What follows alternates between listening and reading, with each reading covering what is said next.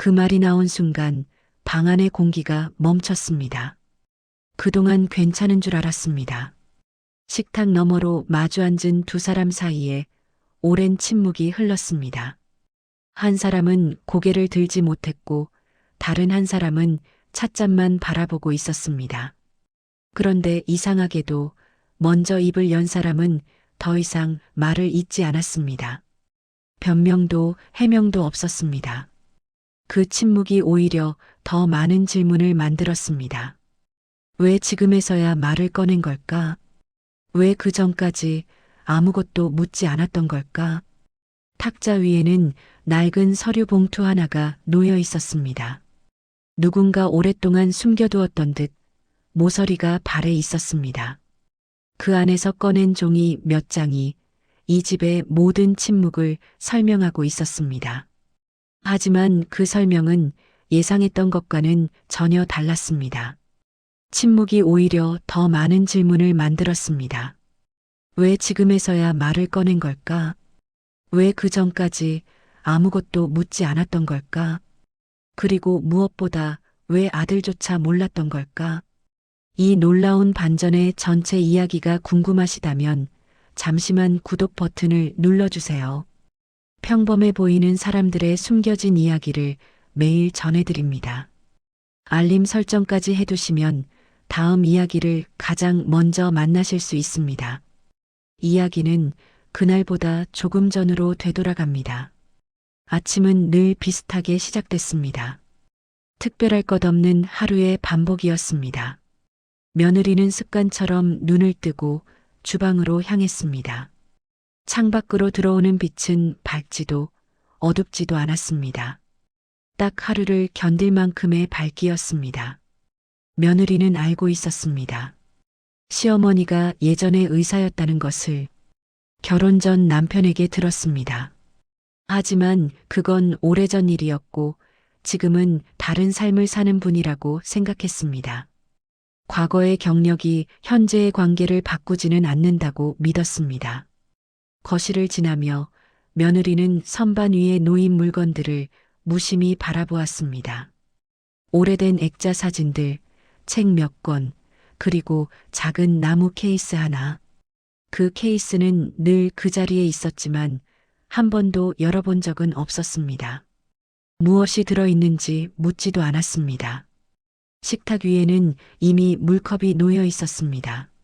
언제부터 그 자리에 있었는지는 알 수 없었지만 늘 그렇듯 당연하게 느껴졌습니다. 며느리는 컵을 옮기며 아무 생각도 하지 않았습니다. 그렇게 준비된 아침은 누군가의 손길이 이미 지나간 뒤의 모습이었습니다. 시어머니는 말이 적은 사람이었습니다. 인사도 질문도 많지 않았습니다. 그 대신 늘 먼저 움직였습니다. 며느리가 일어나기 전부터 집안은 정리돼 있었고 필요한 것들은 제자리에 놓여 있었습니다. 일찍 일어나셨네요. 며느리가 주방 쪽을 바라보며 말했습니다. 응. 짧은 대답이 돌아왔습니다. 시어머니는 고개만 살짝 끄덕인 채 손에 든 행주로 싱크대를 닦고 있었습니다. 며느리는 그 침묵을 배려라고 생각했습니다. 말하지 않아도 괜찮다는 신호처럼 받아들였습니다. 아침마다 이어지는 이 조용함이 불편하지 않았습니다. 오히려 익숙했습니다. 하지만 그날 아침 며느리는 아주 사소한 장면에서 멈칫했습니다. 숟가락을 내려놓는 속도, 컵을 쥐는 손의 힘. 이전과는 조금 달라 보였습니다.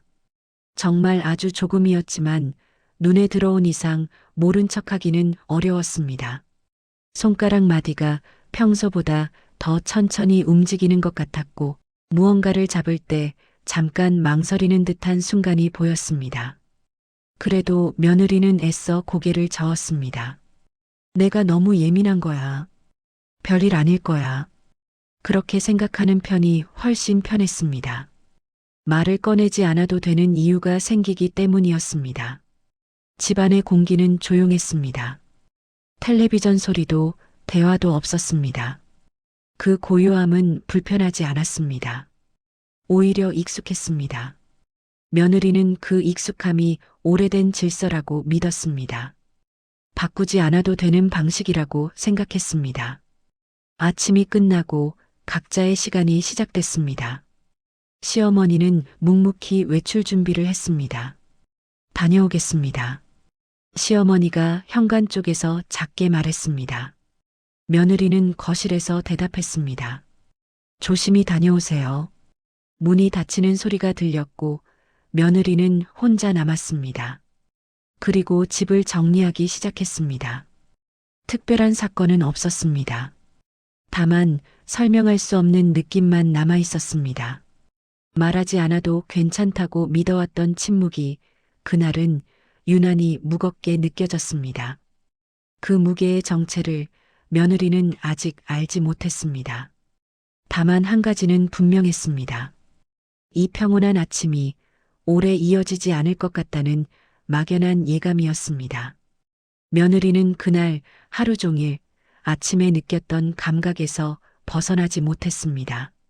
별일 아니라고 넘기기에는 마음 한쪽이 계속 걸렸습니다. 이유를 정확히 말할 수는 없었지만 무언가가 어긋났다는 느낌만은 분명했습니다. 집안에서 혼자 보내는 시간이 길어질수록 며느리는 그동안의 장면들을 하나씩 떠올리기 시작했습니다.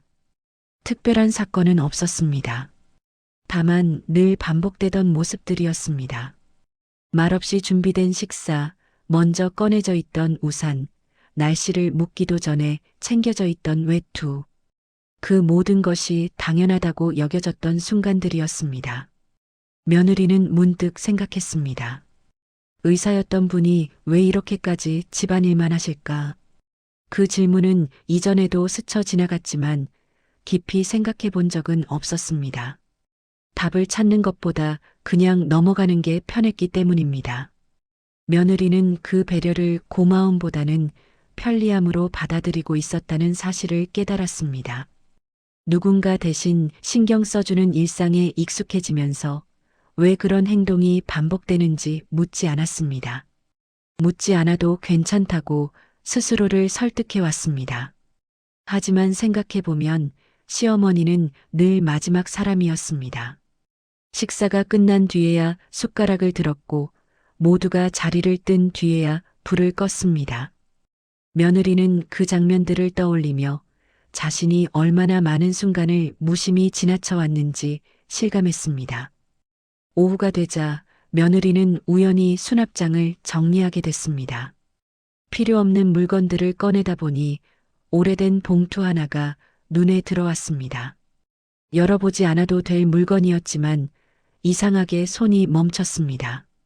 봉투 안에는 간단한 메모와 함께 낡은 영수증들이 들어 있었습니다. 영수증에는 날짜와 금액이 적혀 있었습니다. 대학병원, 약국, 그리고 의료용품 판매점. 며느리는 그 목록을 바라보며 생각했습니다.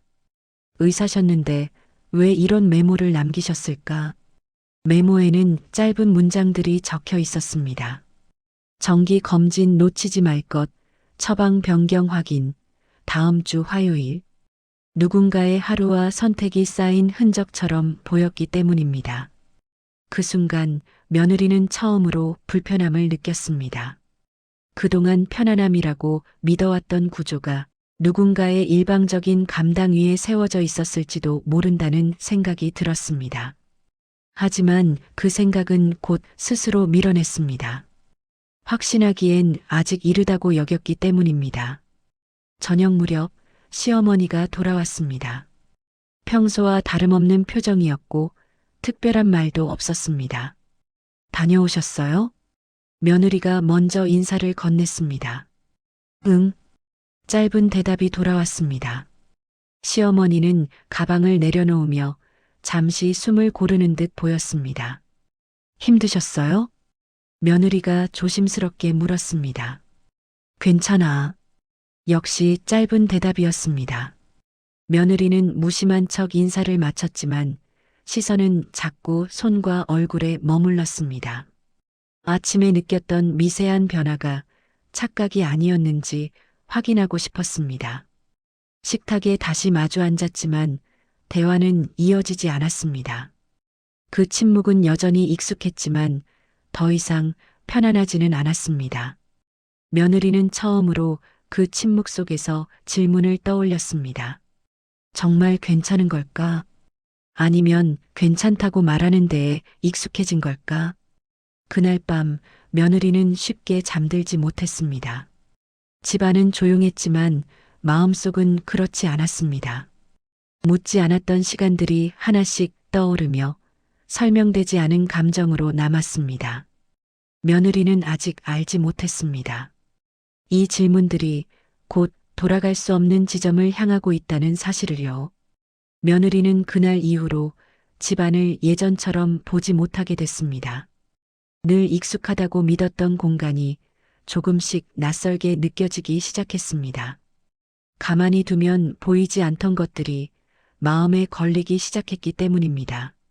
아침마다 정리돼 있던 신발장, 계절이 바뀔 때마다 미리 꺼내져 있던 옷가지들.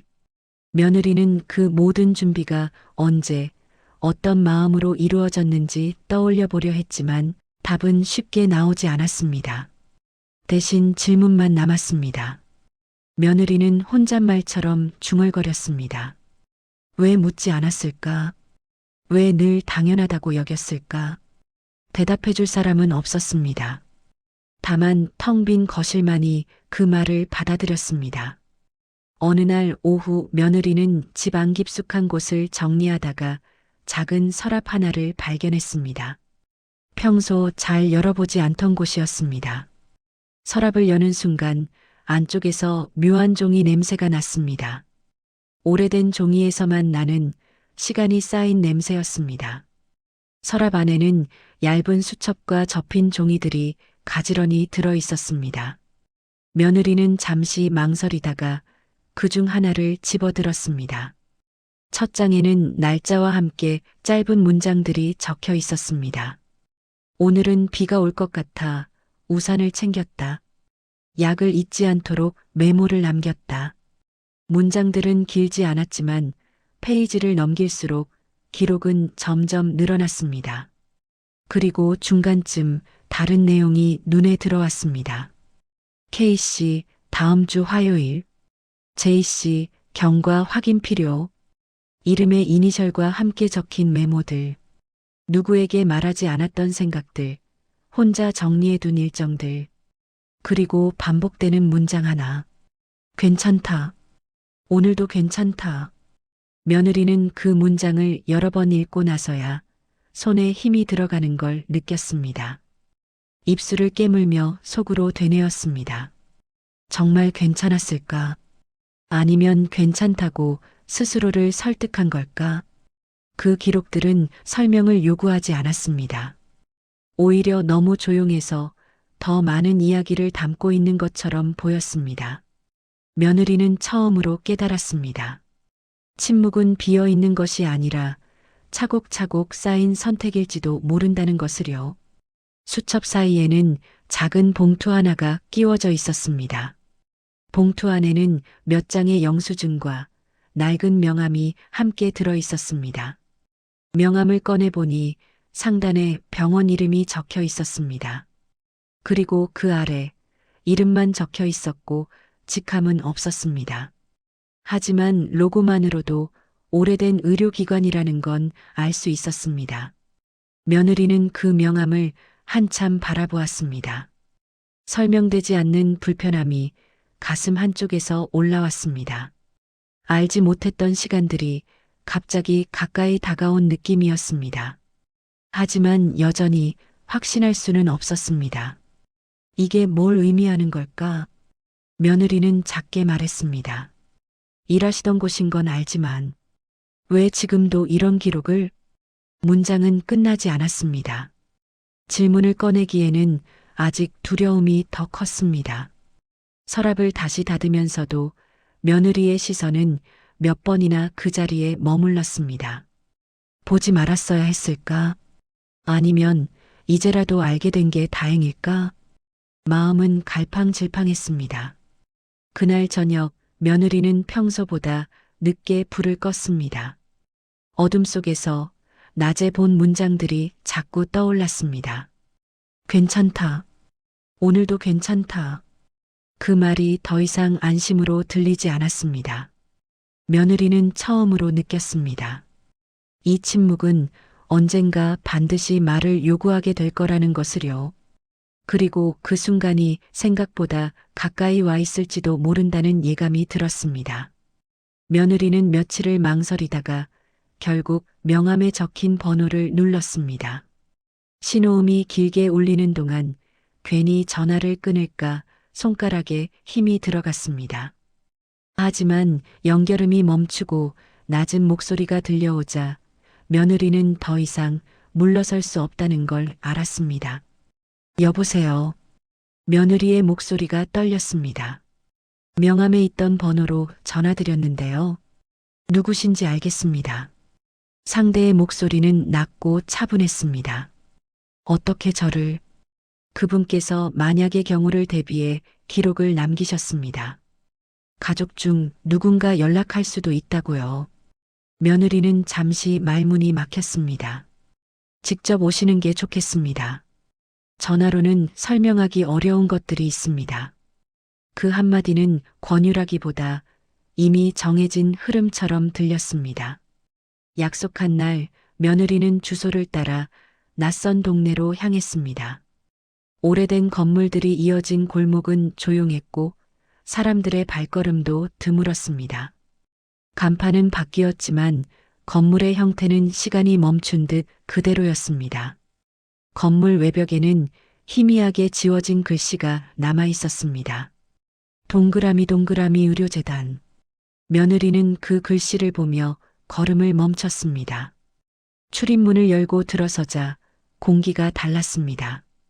병원 특유의 냄새가 옅게 남아 있었고 복도에는 오래된 액자들이 걸려 있었습니다. 액자 속 사진들은 모두 다른 얼굴이었지만 어떤 공통된 표정을 지니고 있는 듯 보였습니다. 흰 가운을 입은 사람들, 환자들 곁에 서 있는 모습들. 안쪽 사무실에서 중년의 남자가 나왔습니다. 그는 며느리를 한번 바라본 뒤 조용히 고개를 끄덕였습니다. 그리고 말없이 서류철 하나를 테이블 위에 올려두었습니다. 며느리가 조심스럽게 물었습니다. 이곳이 어머니가 일하시던 곳이죠? 예. 오래전 일입니다. 지금은 자료 보관소로만 사용하고 있습니다. 언제까지 계셨나요? 남자는 잠시 침묵하다 답했습니다. 10여 년 전까지입니다. 서류에는 오래된 기록들이 정리돼 있었습니다. 날짜와 사건, 간단한 메모들. 며느리는 내용을 자세히 읽지 않아도 그 기록들이 가볍지 않다는 걸 느낄 수 있었습니다. 종이의 두께와 묵직함이 시간이 쌓인 무게처럼 느껴졌기 때문입니다. 이 기록들은 언제부터였나요? 며느리가 떨리는 목소리로 물었습니다. 오래됐습니다. 10년도 더 됐지요. 남자는 담담하게 답했습니다. 왜 지금까지 아무도 몰랐을까요? 가족조차. 그분이 원하셨습니다. 드러내지 않는 것이. 남자는 필요 이상의 말을 하지 않았습니다. 대신 며느리가 스스로 연결할 시간을 주는 듯 했습니다. 침묵이 이어지는 동안 며느리는 마음속에서 퍼즐 조각들이 맞춰지는 걸 느꼈습니다. 하지만 그 퍼즐은 아직 완성되지 않았습니다. 몇몇 조각은 여전히 비어 있었고 그 빈자리는 질문으로 남았습니다. 왜 지금까지 아무 말도 하지 않았을까? 왜 이 기록들은 집이 아닌 이곳에 남아 있었을까? 남자는 마지막으로 한마디를 덧붙였습니다. 그분은 늘 앞에 서던 사람이었습니다. 짧은 문장이었지만 며느리의 가슴에는 오래 남았습니다. 건물을 나서며 며느리는 숨을 깊게 들이켰습니다. 이제 되돌아갈 수 없다는 걸 알았습니다.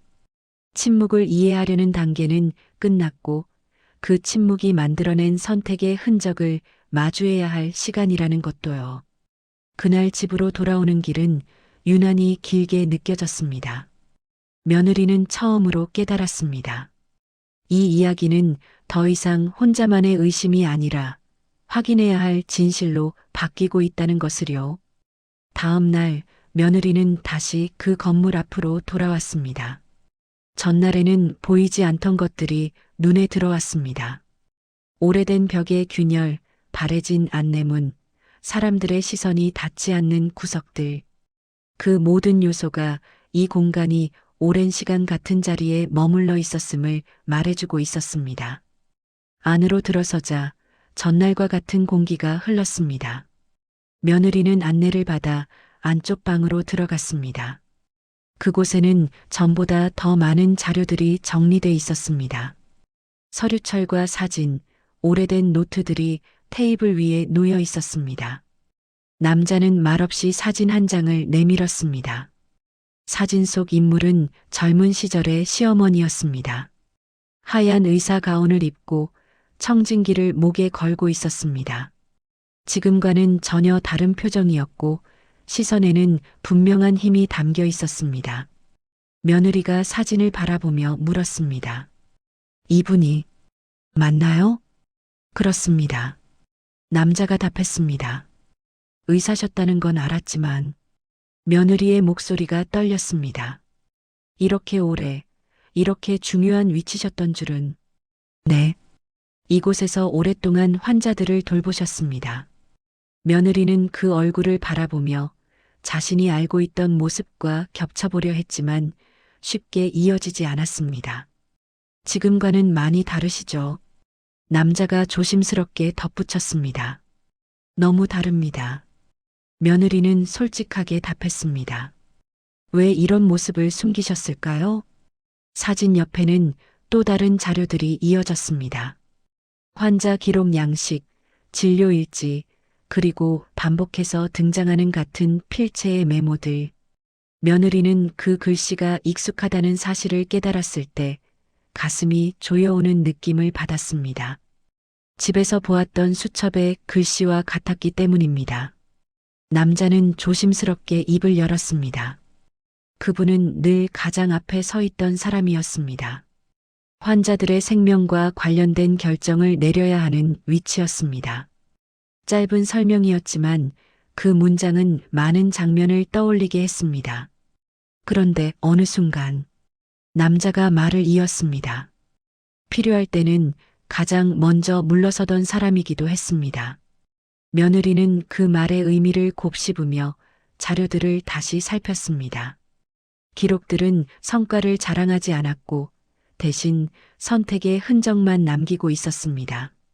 누군가를 보호하기 위해 드러내지 않은 이름들, 책임을 혼자 짊어진 결정들.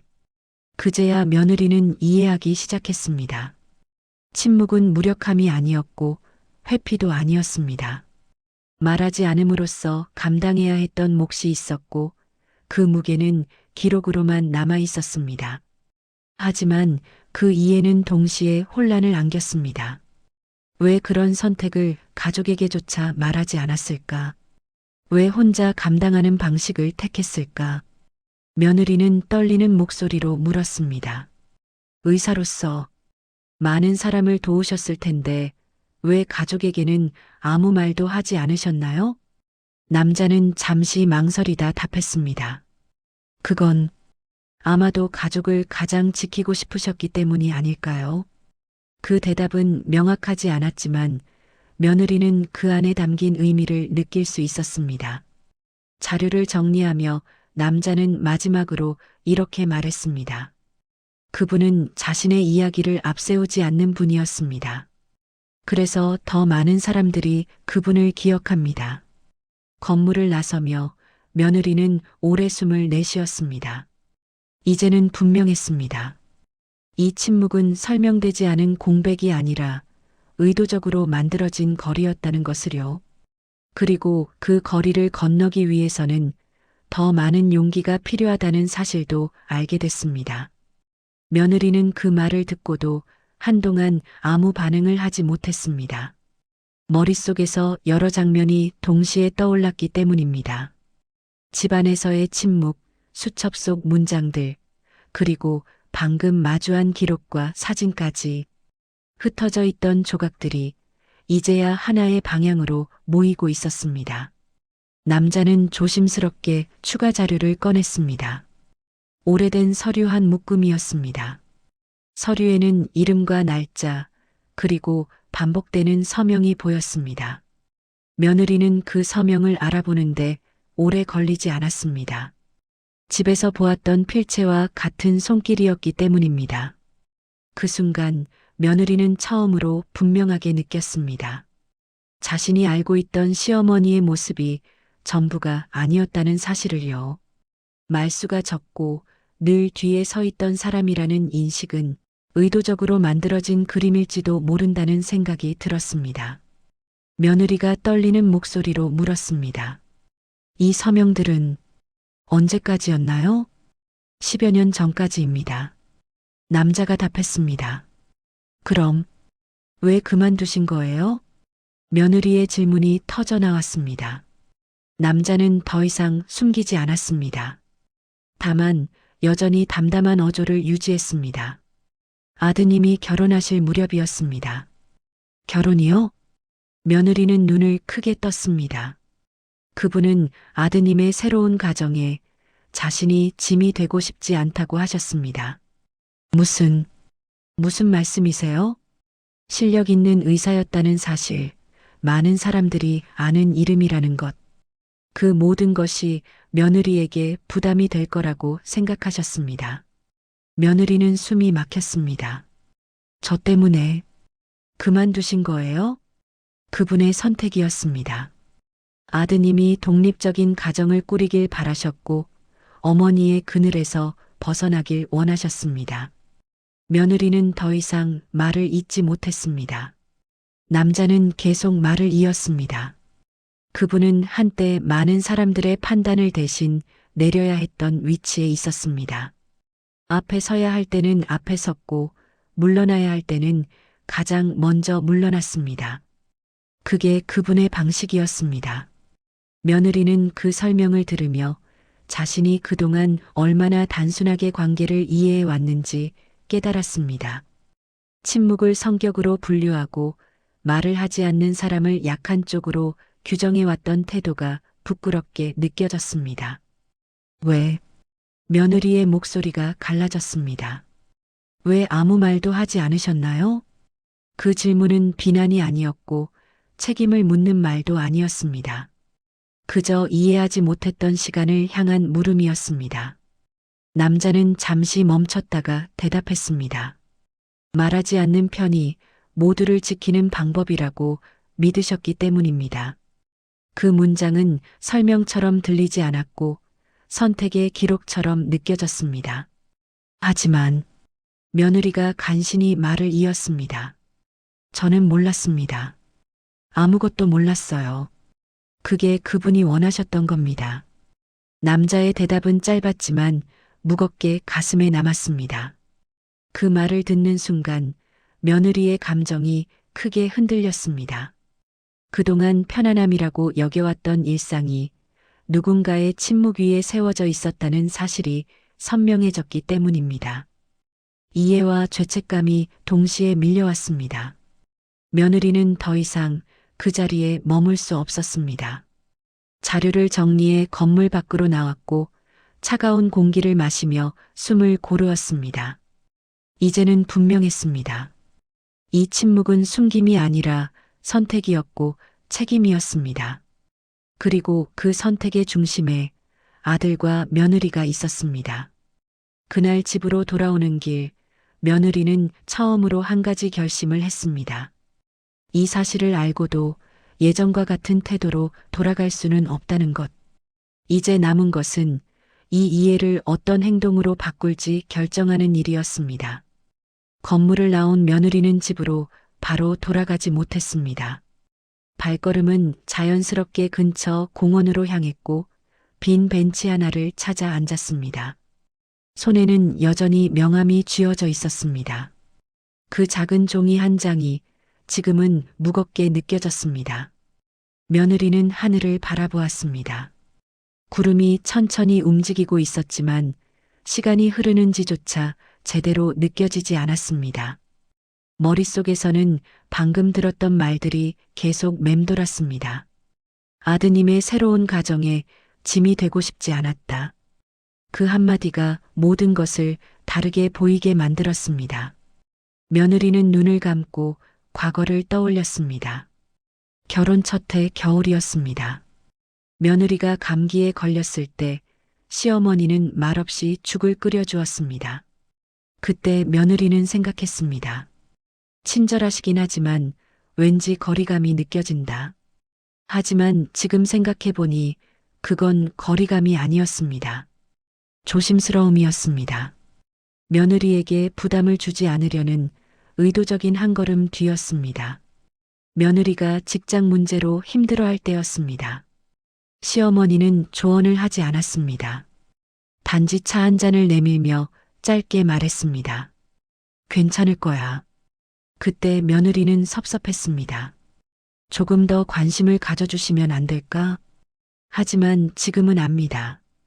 그 침묵이 며느리 스스로 결정하도록 기다려준 시간이었다는 것을요. 명절 때마다 시어머니는 늘 마지막에 앉았습니다. 모두가 먹고 난 뒤에야 숟가락을 들었습니다. 며느리는 그게 당연하다고 여겼습니다. 하지만 지금 생각하니 그건 의사로서의 습관이었을지도 모릅니다. 환자들을 먼저 챙기던 사람, 늘 다른 사람의 안전을 확인한 뒤 자신의 일을 하던 사람의 본능. 며느리는 작게 중얼거렸습니다. 전부 그런 의미였구나. 나는 왜 몰랐을까? 그때 휴대전화가 울렸습니다. 남편이었습니다. 며느리는 잠시 망설이다 전화를 받았습니다. 여보, 어디야? 집에 없던데.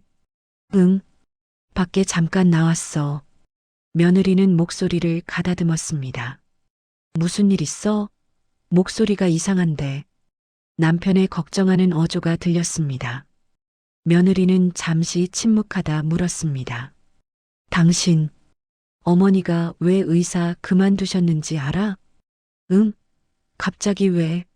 무슨 일 있어? 우리 결혼할 때 그만두셨대.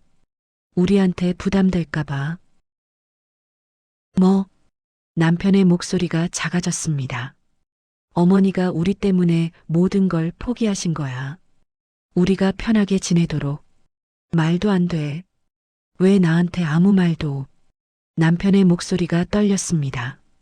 그게 어머니 방식이었나 봐. 말하지 않는 게.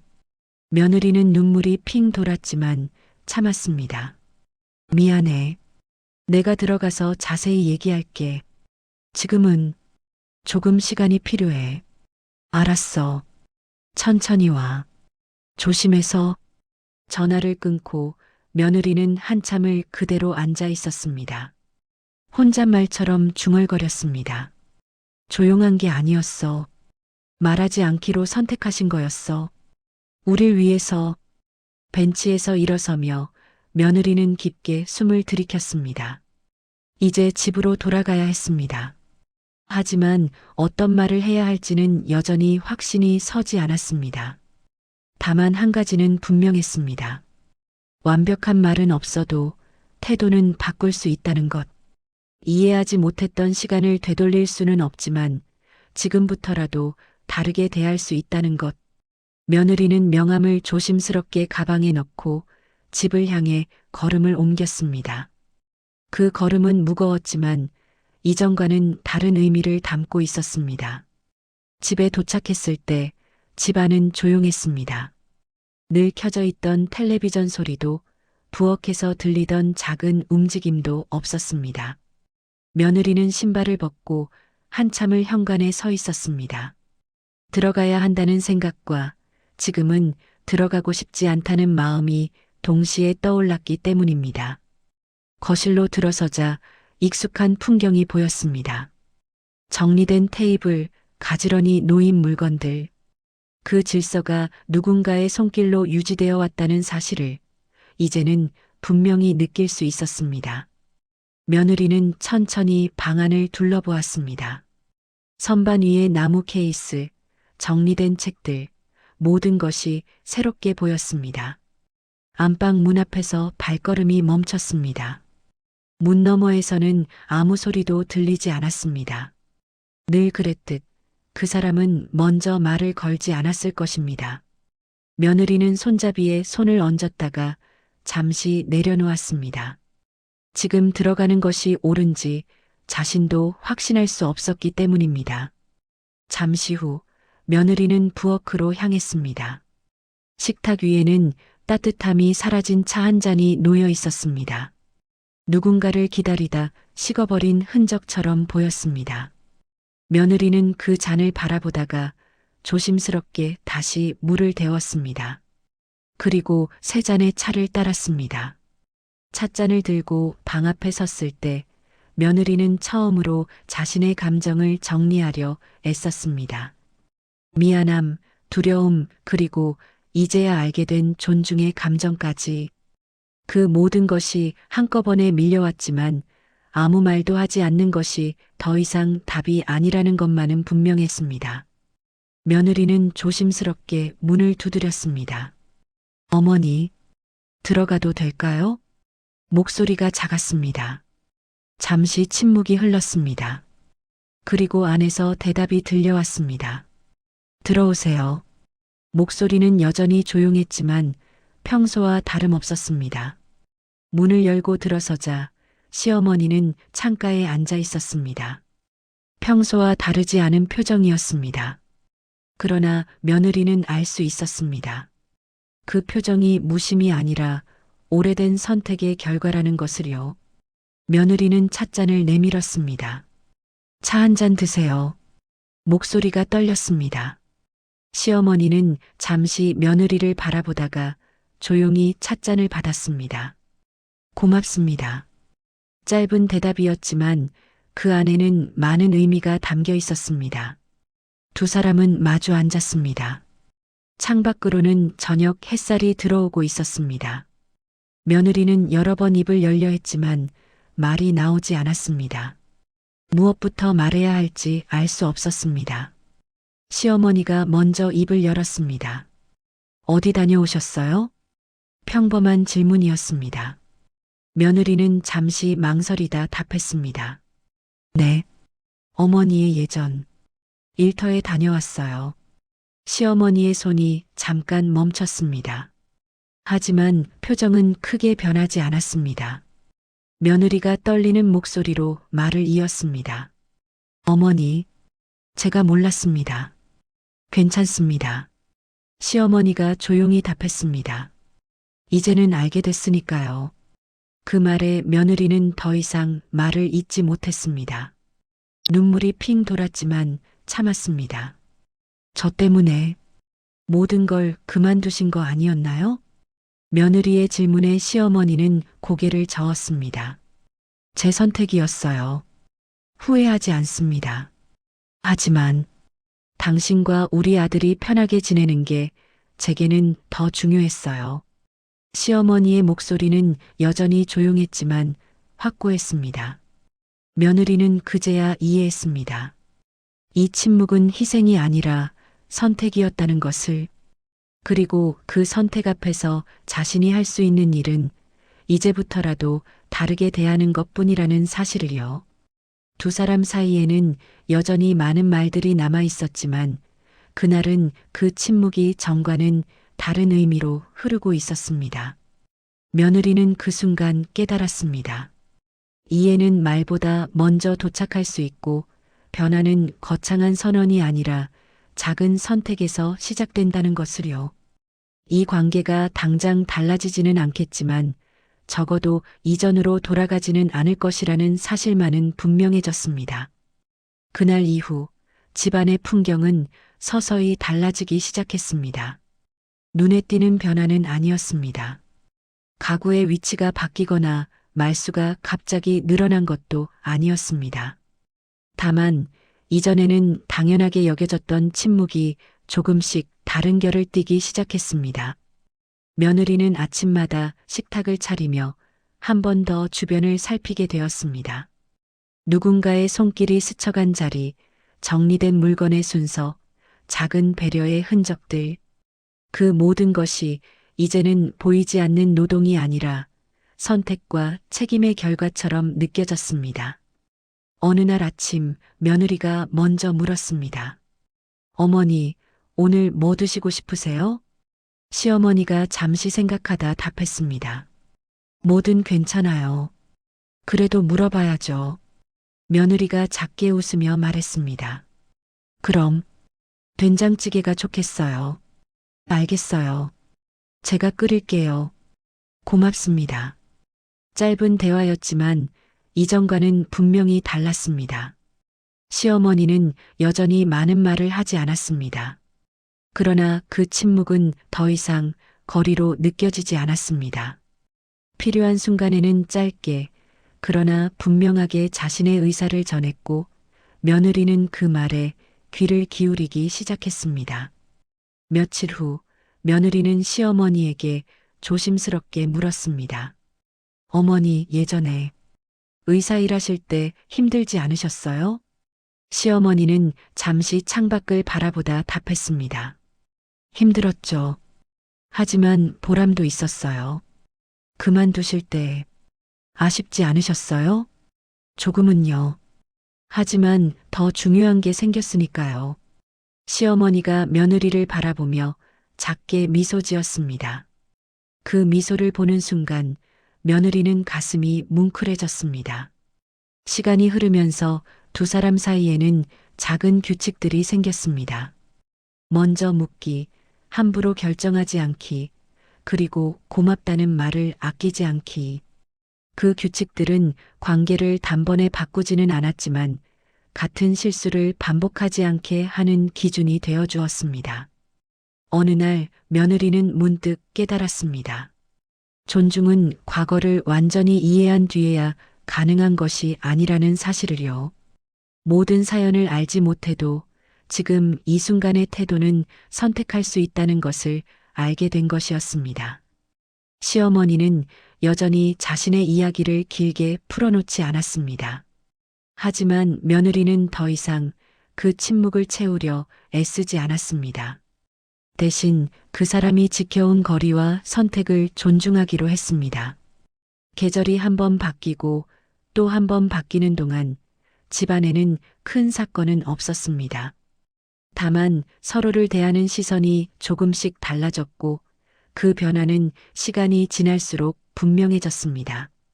어느 봄날 아침 창밖으로 벚꽃이 피어나고 있었습니다. 며느리와 시어머니는 나란히 창가에 서서 그 풍경을 바라보았습니다. 참 예쁘네요. 며느리가 말했습니다. 그러게요.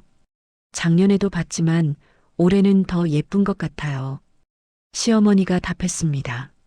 며느리는 고개를 끄덕이며 생각했습니다.